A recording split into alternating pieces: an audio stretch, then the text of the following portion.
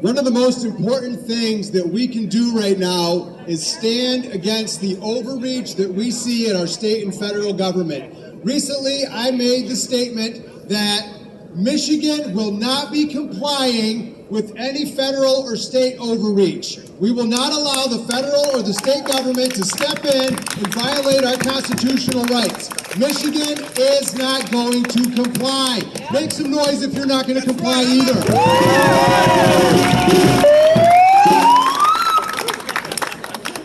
As we stand out here today at the University of Michigan, there's another group that wants to impose their agenda on all of us here and all of us out there. They want us to take an experimental vaccination, and they want us to be a guinea pig in an experiment that they have, when we've already proven that the amount of people affected by this is much smaller than what they are claiming it is. Which is a sad spot for us to be in as a society, as the mainstream media continues to use propaganda to carve out the narrative that they want and try to fool you and try to fool me. Well, guess what? We're not buying it. No. We're not going to buy it. We're not going to stand by and think that this is okay and allow them to destroy the American Republic. I want to talk a little bit with you today about medical freedom. Yeah. Recently, Henry Ford Health Services, Mercy Health, Trinity Health, others are jumping on board, mandating the jab as a condition of employment. Now, if we rewind back a year ago, 18 months ago, at the start of this whole pandemic, what were those same people? That's right. They were heroes. They were our frontline workers. They were deemed essential. You remember that? Yeah, essential. First of all, the government has no business in determining what business or what person is essential or not essential. Amen. They have no business determining that. But I'll tell you what, I can think of a whole lot of government organizations that are non-essential. Can you think of a couple of them as well? CDC. Planned Parenthood. But you're right. They were heroes.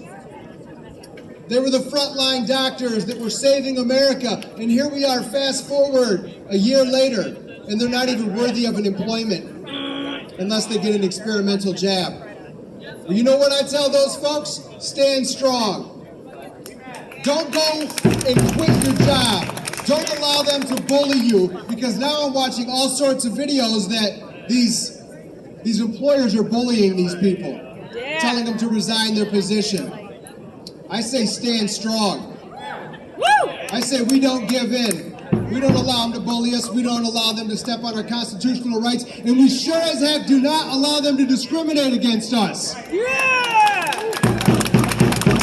Discrimination wasn't good previous to COVID. We're not going to allow it to be good now. And that includes medical and religious freedom. We're not going to allow a tyrannical government or employers to step over their boundaries and segregate us and continue to cause divide. We will not sit by on the sidelines and allow that to happen. So here's a question as we stand at the University of Michigan. As they begin to implement here, take the jab, or you have no business being a student. What's next? What's next?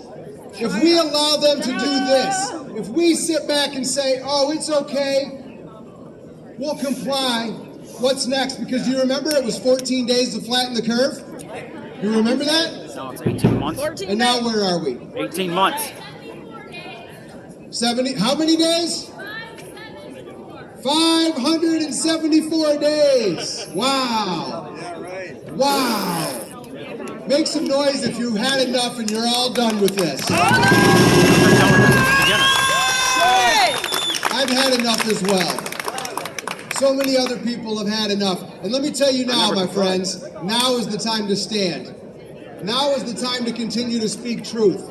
Now is the time to continue to inspire other people to see the same things that we see.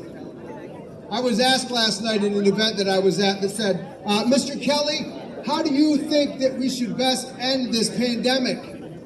And I said, that's a pretty simple question. Shut off the mainstream media.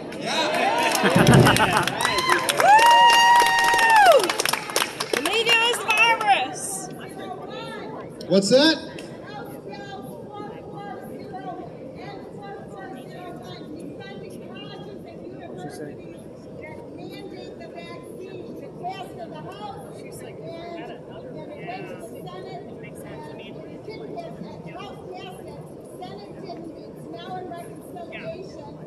Governor Whitmer to veto this thing. We need to call our reps and our senators and protest. We've got to call. Being involved is the key. Absolutely. And that's what we're all doing here today. We're all involved because we've had enough. We've all seen the authoritarian overreach. We've seen places like the University of Michigan be disrespectful to the students, disrespectful to the population, and we are standing and we are saying no.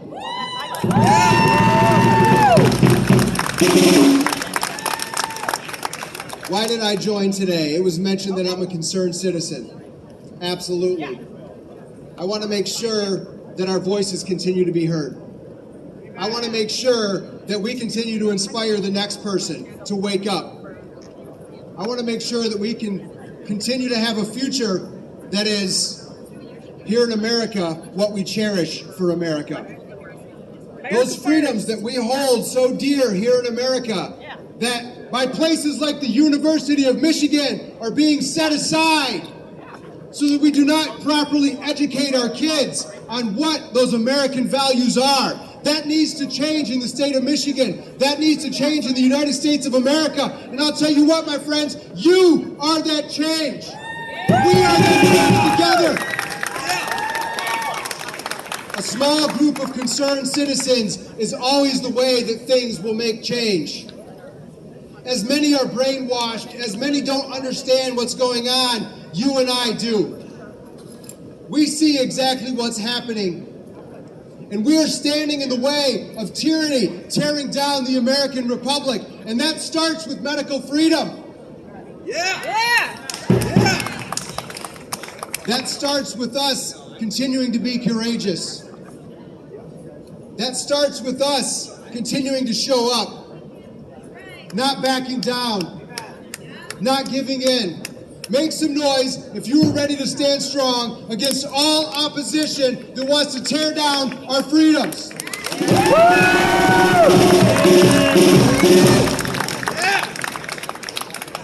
I have 5 little kids. When I look at those 5 little kids, it reminds me what I'm fighting for. But I'll tell you what, because of where my heart's at, the love that I have for my kids, I'm finding in so many other people through that spirit of America. There are so many of us across this great state and across this country that share something in common. And that is the love of this country, freedom, individualism, the opportunity to create the best version of yourself, the opportunity to think freely, the opportunity to make up your mind for what's best for your future. And that includes medical freedom.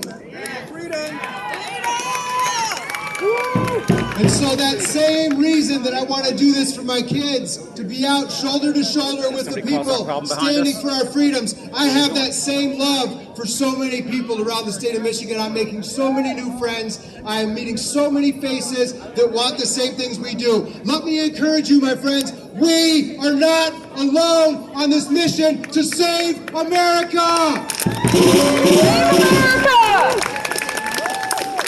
I want to leave you with this message. Know that God is on our side. Know that we have truth on our side. Know that you have so many people that stand with you courageously to make sure we protect medical freedom, so that places like the University of Michigan, like Henry Ford Health Services, our government, Walmart, other employers will never be able to discriminate against us for our medical, religious, philosophical, or other beliefs. Stand strong, my friends. Stand strong. God bless America. God bless you all. Have an amazing day.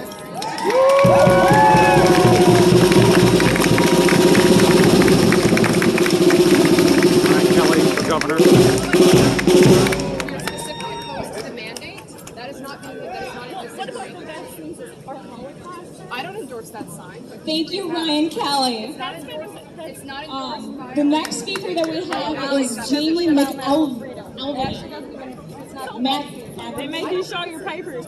She's founder of Arbor Michigan with over It is communism. 50,000 It is members. Nazism. Won 12 offended by that? cases Good. against the state Trying to of help, Michigan trying to wake and you, do so much. trying to wake you people up. Student Man. athletes, and currently is fighting so hard. They're for brainwashed, students trying to wake them up. against these mandates.